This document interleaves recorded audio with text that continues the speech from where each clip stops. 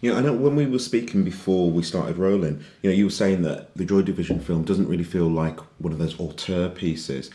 Although, from my point of view, watching it and looking at the style of the film, I would kind of go the opposite and say it feels very authored. I don't think that your personality infringes on the material, but I can't bring to mind any documentaries that I've seen that look like that. It's very layered, but you somehow have managed to make it very layered, but then not overcomplicated, like especially, you know, the talking head, the interviews that you've got with the guys from New Order. They're against these black backdrops. It's kind of just them. You just focused on them. But then you're doing things like jump cutting with them. You've got the picture-in-picture. And then especially when you're showing all the archive footage of Manchester.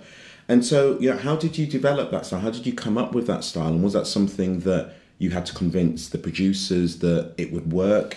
My style simply develops because of having an edit suite in the back of my living room. It's just an Apple Final Cut Pro suite, about 4 years old, but it's a decent little setup. I mean, I like playing with Final Cut Pro, basically. With a project like this, it's awful in a way because you think, well, what have we got? We've got talking heads and archive footage, and my mind flashes over the innumerable times I've been looking through TV listings and the review of a programme goes, another bloody talking heads and archive compilation. Mm-hmm. It's not the most inspiring starting point to make an interesting film, Talking Heads and Archive. So there's a real pressure, I feel, personally, to try and, even if it's just in terms of the basic look of the thing, to try and work out a technique where it will at least look better, even if it is just a bloody Talking Heads and Archive, you know, at-root thing, at least make it a bloody good-looking Talking Heads and Archive thing. So I say, start playing with Final Cut Pro, and then take some of the principles from the content. You know, it's Joy Division. Think about Joy Division's art direction. One black album, one white album, one grey album. No visual fuss around it. No background noise. Clean, modernist templates. And so, what, you know, you talked about the interviews. We shot all the interviews against black. We lit it all identically. You know, it was going to be black, or it was going to be white, or it was going to be grey, and black's easier and cheaper to not light. So just decisions like that. You know, the font that we used. Okay, look at the fonts on the albums. That one, no, don't use the closer font. The Unknown Pleasures font. Okay, keep it simple like that. Mm-hmm. Stylistically, for sure, it's designed, and I'm pleased with the way it looks. I'm really what I meant by when we were talking earlier about it's not an auteured film. My natural instinct is to pull a story apart. I feel that storytelling is my very worst weakest ability as a director. So I have to work doubly hard to try and make it not awful, what I'm doing. The stylistic stuff I just enjoy, and it's relatively easy. Mm-hmm. The actual telling the story I find very difficult, and my natural tendency is not to just tell the story, it's to mess it up and mess with it and deconstruct it and be all postmodern on it. In this case, it was quite a big film. We knew we wanted it to play in, like, have a limited theatrical run. We wanted to reach a wide audience, and I was very surprised at how little people knew of the Joy Division story. I grew up on it and thought that everybody in the world knew exactly what had happened with Ian Curtis and his wife in the band and everything. Even my editor, who's a music fan, didn't know about so much of the story that I thought, okay, I have to rein myself in and tell this as a proper story. Mm-hmm. As opposed to just presuming that... I said my first impulse was to take it as a myth, take the Joy Division story as a myth, and therefore as a myth you can start playing with it as an object and do all kinds of things with it. But I think that, I'd underestimated, how many people were familiar enough with it to presume that you could treat it as a myth. I think after this film, I was talking, the art director Peter Saville's very interesting on this actually. He says that he likes both the films, and he thinks that the Control and the Joy Division documentary, he thinks they work very well together, but he said he thinks there's another one to be made, which I kind of agree with, and that's when I think everybody is aware of the myth. Then it can start getting interesting in how the Joy Division story is pulled apart again. Mm-hmm. A lot of the structure from the film comes from the interviews that you got with the New Order guys.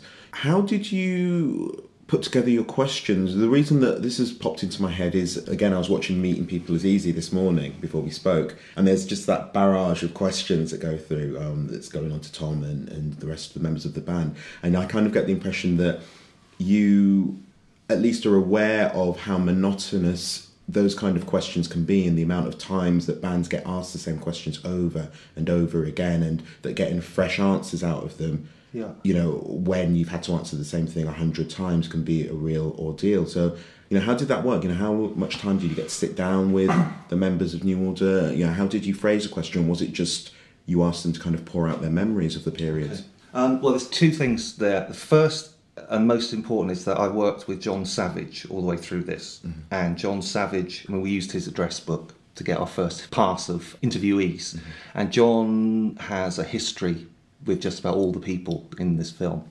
And he did the first batch of interviews, and he did the band's first interviews. I talked to him about it, but I certainly wasn't going to mess with his narrative. I mean, he's lived with the band. He saw the band when he was 23 at the Factory Club. He's interviewed them over the years, both as Joy Division and New Order. He wrote the first review of Unknown Pleasures for Melody Maker in 1979, all that stuff. Mm-hmm. So, we talked, and then it was whatever you want to talk to them about, and I'll shoot it. And then after that, we'll talk about it, and if we need to modify it for another interview, we'll do it again. So John did that stuff. It's different with a band when it's not a promotional interview, because then you don't have that thing where everybody's asking the same question. A lot of these people had never been asked these questions because it wasn't in a promotional context. You might have got the odd magazine article that they've been asked about it over the years. But, certainly people like Anique, Ian's girlfriend, I think she's spoken once about this stuff to the media. She was in one other documentary talking about it. So that's all really raw stuff you're tapping into that hasn't been filtered through 200 interviews over the course of a week about your brand new album that you recorded 8 months ago and you're sick of anyway. Mm. So it's a very different situation talking to these people. Plus, I say they're 50 rather than 21. Mm-hmm. And it's a lot more serious what they're talking about. It's the loss of a friend, lover. That's different than talking about product. No, certainly. Talking about the subject of loss, which is, obviously a core of the Joy Division story. I know that when it came to working on the project, obviously Tony Wilson died while you were editing the project, I think kind of just as you'd finished the project. And then also personally, your father died as well. How much of that do you think maybe coloured your approach to the film and putting the film together while you were cutting the film? Well, I'd say that there were a couple of deaths right at the end. No, my dad died halfway through the edit. Tony died, I think, as we'd finished the cut. I don't think it affected the cut at all. All it forced me to... It was very hard. The whole thing was very hard. Just dealing with the subject matter of a promising pop music artist who becomes ill, depressed and kills himself is really hard to deal with. And even before we started getting real deaths involved, in real life now, I could only really stomach about a 3-week edit period at a stretch. I think all in all, our edit was about 12 or 14 weeks on this. And I intended to do it all in one stretch, but then after the first 3 weeks, I just felt pretty wrung out by it, and then I said, look, I'm not going to be able to do this more than 3 weeks at a time. It's too upsetting in a way, because it's in the final film, the upset is balanced correctly, I hope, in one way, but when you're having to trawl through umpteen hours of rushes, and you're making a mess of it, and it's not being told right, that is really draining when you're dealing with some of the situations around Joy Division. It's just heavy. It's heavy. So I say 3 weeks at a time, 2 weeks off, another 3 weeks, 2 weeks off, 3 weeks. That's how I dealt with it. The archive material, is fantastic as it builds up the story, and it very much is part of the story and makes Manchester part of the story. The film starts off with Tony Wilson saying, I don't see this as a story of a pop group, it's a story of a city. So that source in the archives, where did you start for that? Was that something that the team had already been looking at prior to you coming on board?